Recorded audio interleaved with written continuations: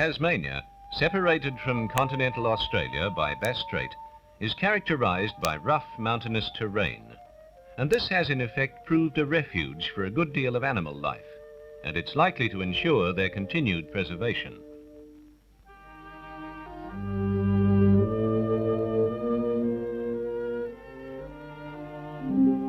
This high and rugged section has abundant rainfall and provides ideal locations for hydroelectric developments. Lakes formed by new dams are constantly patrolled in the event of any wildlife becoming trapped by the rising waters.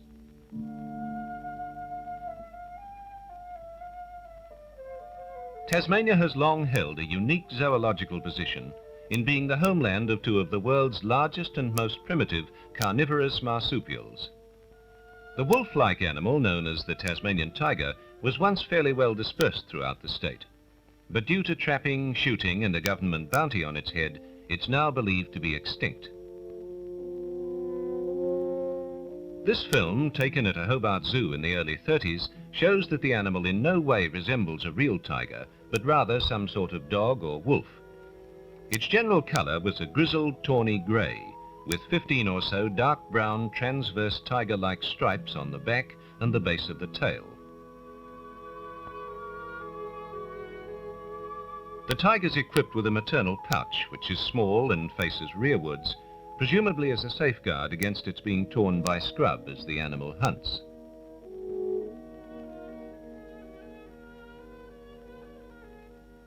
The tail is a peculiar feature because the basal portion of it becomes part of the animal's body, which seems to flow onto it. The join lacks the flexibility of that of a wolf or dog, so that the tail is always carried semi-rigid. The tiger can be held by the tail, unable to turn on its captor.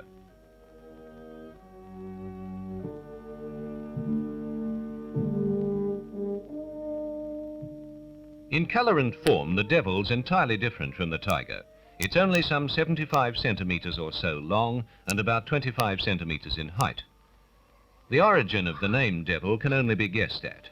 Perhaps early settlers, when confronted with this small black animal which attacked their sheep, frightened their dogs, and spat, hissed and fought with great ferocity, called it a real devil. This might well have been their first description. The devil has everything to make it look a killer, which indisputably it is.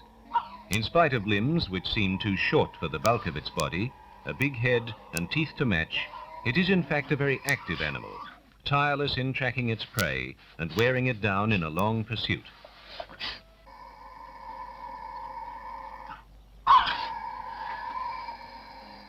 It isn't particular what it eats.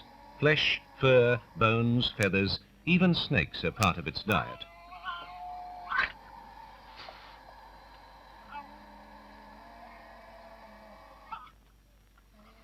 Its pouch, like the tiger, has a rear opening, but it's very small and the 2 or 3 young are soon left to fend for themselves.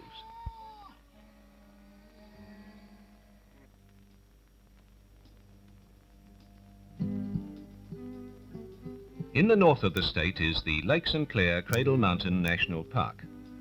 Waldheim Chalet is at the northern end of the reserve and is a favourite haunt of the red-necked wallaby and the scrub wallaby. The red-necked wallaby, fully grown, stands about 90 centimetres high, and its colour ranges from a light smoky grey to almost a dark red.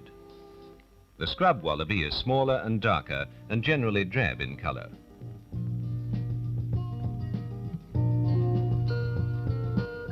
The pouch of the kangaroo and wallaby is far more developed than other marsupials, in that it's a deep, warm pocket that contains the young until quite an advanced age. Even when the baby's grown physically too large, it still serves as a milk bar until the offspring has almost reached the size of its mother. The forester kangaroo is the most robust of all marsupials and probably the largest of all kangaroos. This colony of foresters are on the Mariah Island National Park off Tasmania's east coast.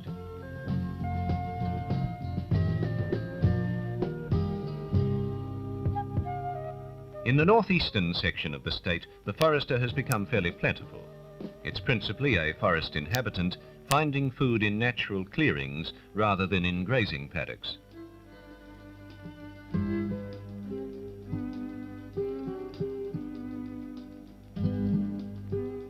The build of the forester is distinctive. The head is long and conical, the muzzle hairy, and the body covered with thick matted fur.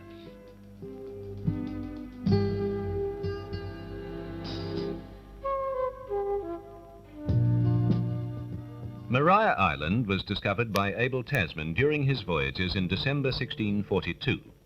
The island was named after the wife of the then governor at Batavia, Anthony van Diemen.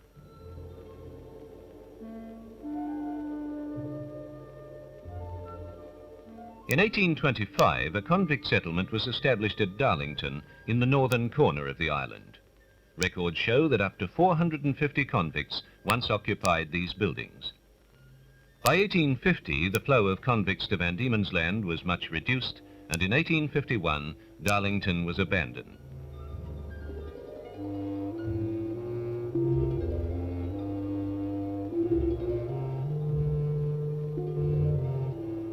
In 1965, Mariah Island was declared a wildlife sanctuary.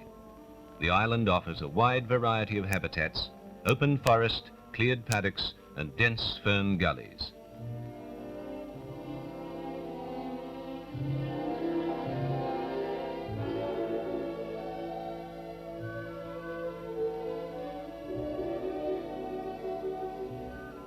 The Cape Barren goose was at one stage very depleted in numbers, and some fears were held for its survival. However, it's now fairly plentiful on islands in Bass Strait, which are its traditional breeding grounds. Several birds have been brought here to the sanctuary on Mariah Island, where their habits can be observed and recorded.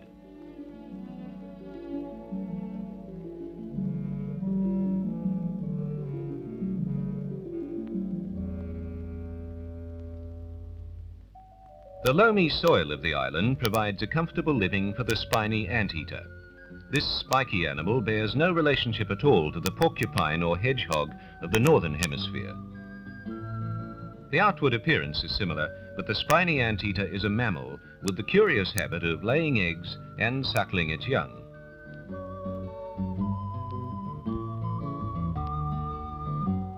It appears to be a hibernating animal, but the degree of its dormancy is unknown.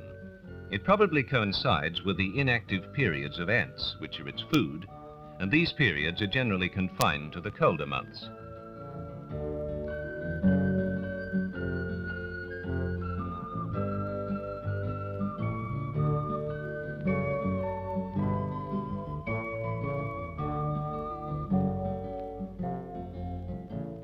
The platypus, unlike the anteater, has a unique form. A curious broad duck-like bill developed for both swimming and burrowing, a rudder-like tail which comes closest to that of an American beaver, webbed feet, and soft, dense, waterproof fur. The male has a spur on its rear legs. The spur is hollow, and a highly toxic poison can be ejected.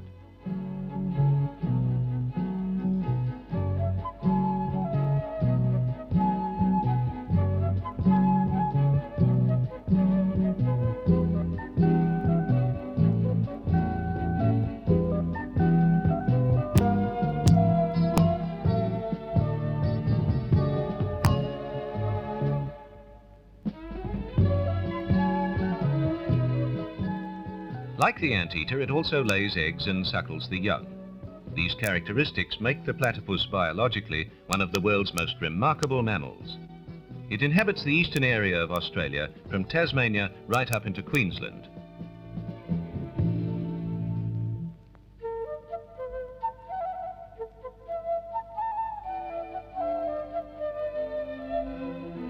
Its traditional environment is the clear waters of inland lakes and mountain streams, where it probes and searches almost continually for worms and other animal life which form its natural food.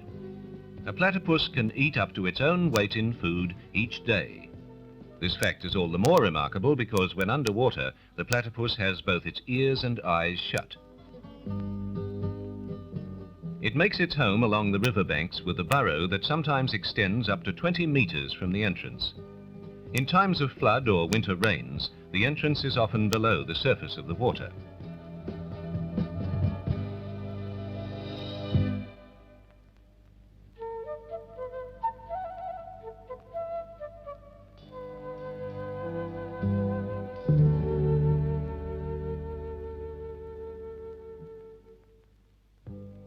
Wombats are nocturnal burrowing mammals. They grow to about 90 centimetres in length and stand about 40 centimetres high. Rotund, oblong, pigeon-toed and husky, it's been likened by some to a small bear, by others to a young koala, and by others again to a badger. It nibbles grass and leaves, bites out roots with its strong teeth, and can be quite an affectionate animal.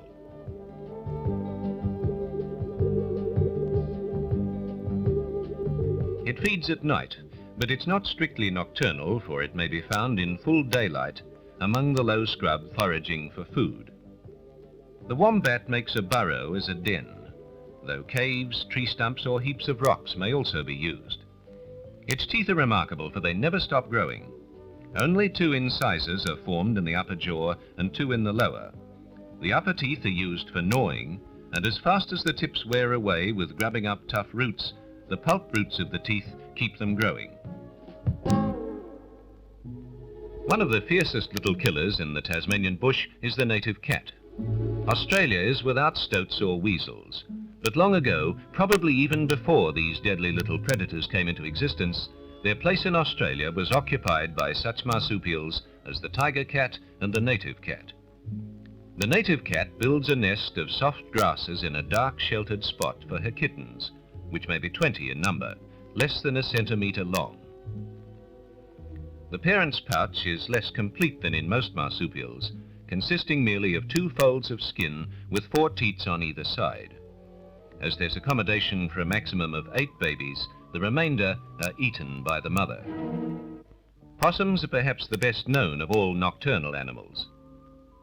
The largest is the brush possum, and the smallest the dormouse or pygmy possum. This miniature animal is only about the size of a mouse. In summer, with its large thin ears laid forward completely covering the eyes, it spends most of the day coiled up sleeping in a nest of bark and leaves.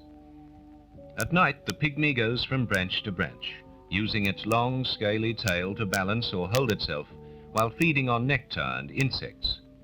It eats greedily in this period because it must acquire a store of fat to live upon during the winter months when it sleeps.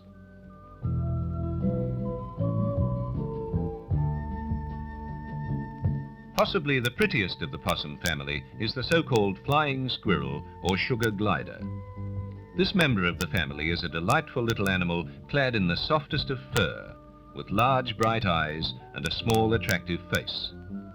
Furry membranes on the sides of the body, extending from front to hind limbs, and the bushy tail that serves as a rudder, enable it to glide from tree to tree. These flights can be up to 50 meters in length.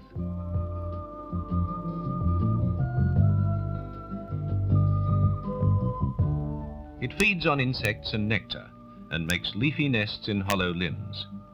It usually has 2 young that are born in midwinter.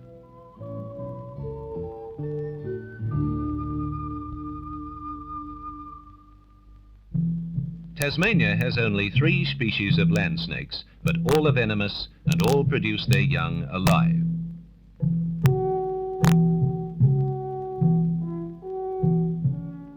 The smallest and least venomous is the whipsnake. The second species is the copperhead, and the largest and most venomous, the tiger snake. In all respects, this is one of the most perfect examples of a snake. The average length is about 140 centimeters, but some specimens have measured 200 centimeters in length. Frogs, mice, rats, rabbits, birds and lizards form its food. The swamp hawk and kookaburra are 2 of its natural enemies. Aggressive and quick to show fight, the tiger snake will frequently bluff its enemies when provoked by adopting a fierce-looking pose with head up, neck flattened, tongue flicking, and a loud hiss.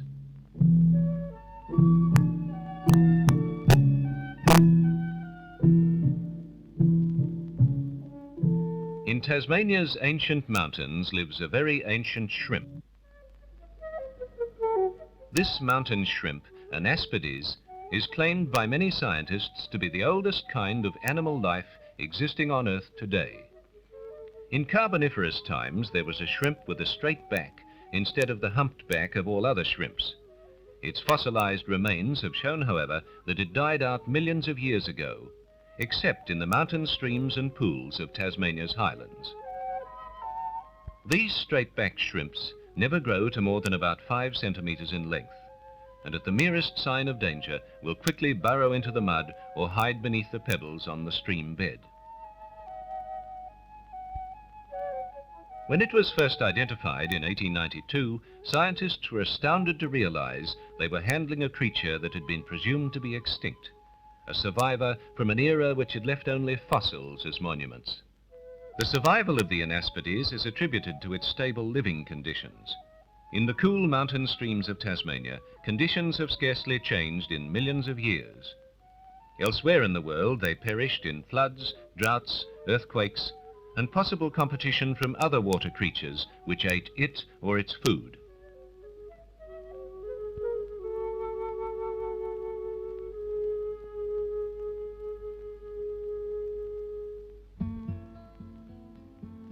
Australia has the world's only black swan. The first explorer to see the bird was a Dutchman in 1697, and it created a sensation when stories of it reached Europe.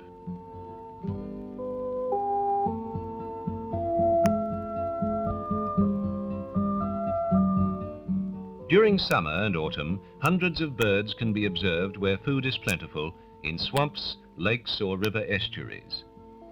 In winter and spring, the birds disperse to breed. The nests, large masses of rushes and other water reeds, are raised above water level in swamps and lagoons.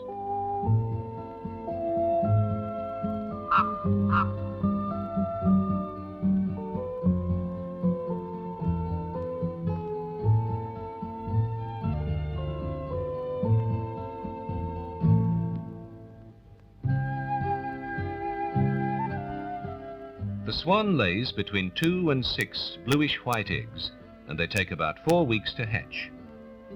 The black swan does not move from its traditional breeding areas, nor does it appear to migrate, for numbers perish from starvation in times of shortage.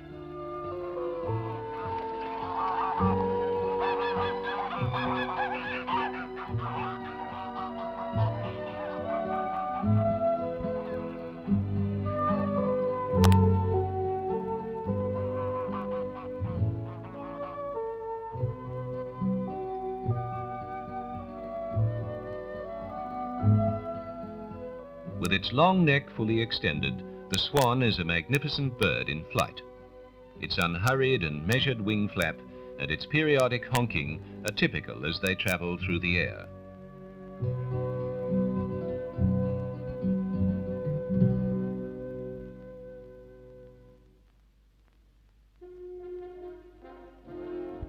Another water bird is the long-legged white egret, sometimes mistakenly called the white crane.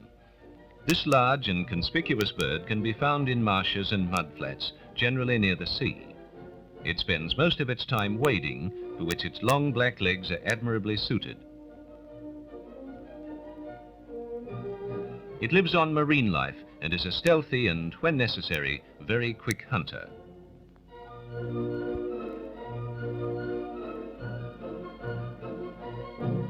The bald coot or swamp hen is very plentiful throughout Tasmania, and it's easily recognized by the almost constant flicking of its white tail.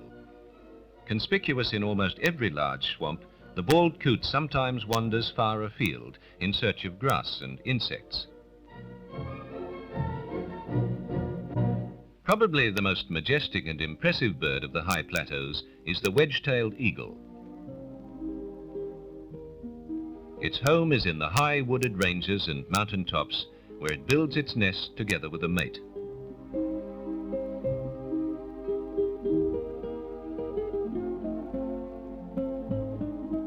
It glides and soars, and with its acute eyesight is able to spot its prey from great distances.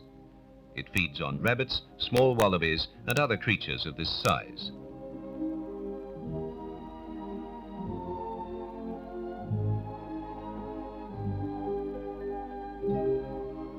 Islands around Tasmania provide refuge and breeding grounds for many seabirds, but none more inspiring than the beautiful, shy albatross. This is the only albatross that breeds in Australia, and its nesting grounds are confined to Tasmania. Breeding colonies are known on the high exposed crags of Mewstone Rock off the extreme southern tip of Tasmania, and here near the western entrance to Bass Strait on Albatross Island.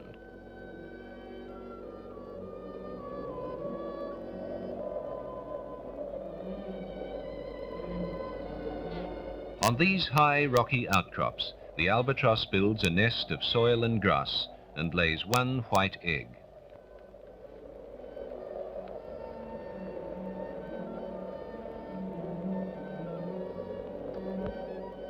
The chick hatches in October. It's fed by its parents until it's 6 months old. At this age, the chick is as big as its parent.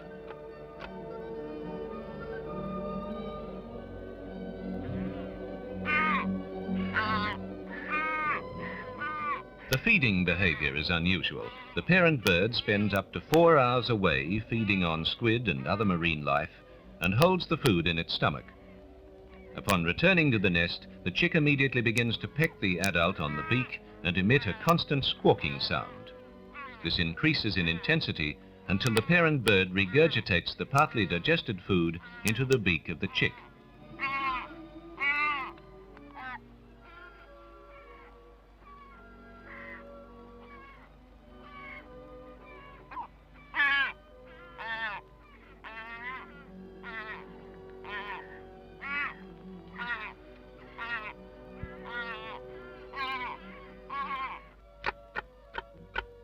The chicks, if approached by man, will snap their beaks and make a gobbling noise like a turkey. This continues until the contents of their stomach are ejected at the intruder. Albatross are clumsy and relatively short-sighted on land, their approach for landings often being misjudged, and a complete circuit and approach having to be made again. This failure to land can persist many times. Often the landing is rough, with the albatross crashing into a rock or obstruction.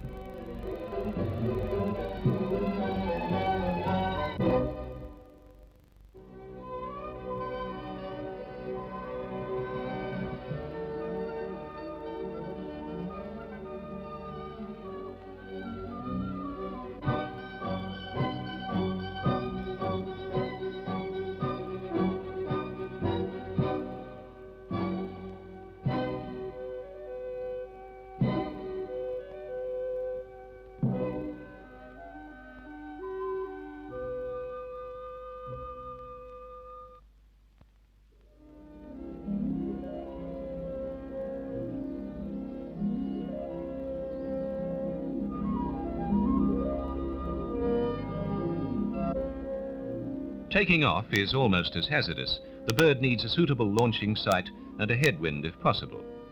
Many birds have died on Albatross Island by wandering into a gulch from which there was no escape. For no matter how much they flap their wings, without some height or the help of a headwind, they cannot take to the air.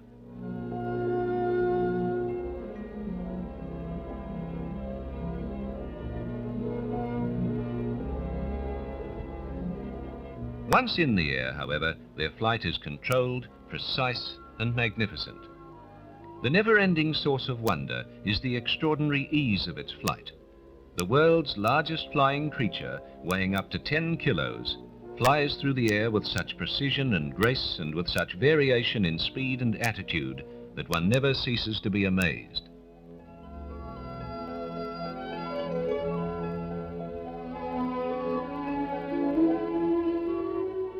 Observations have shown that an albatross will, in suitable conditions, achieve a speed of 120 kilometers per hour. With these attributes, it's little wonder that the albatross is known as the monarch of the sea. And it's to be hoped that the conditions conducive to it and to the other birds and animals in and around Tasmania do not change, and that this island state can and will remain a southern sanctuary.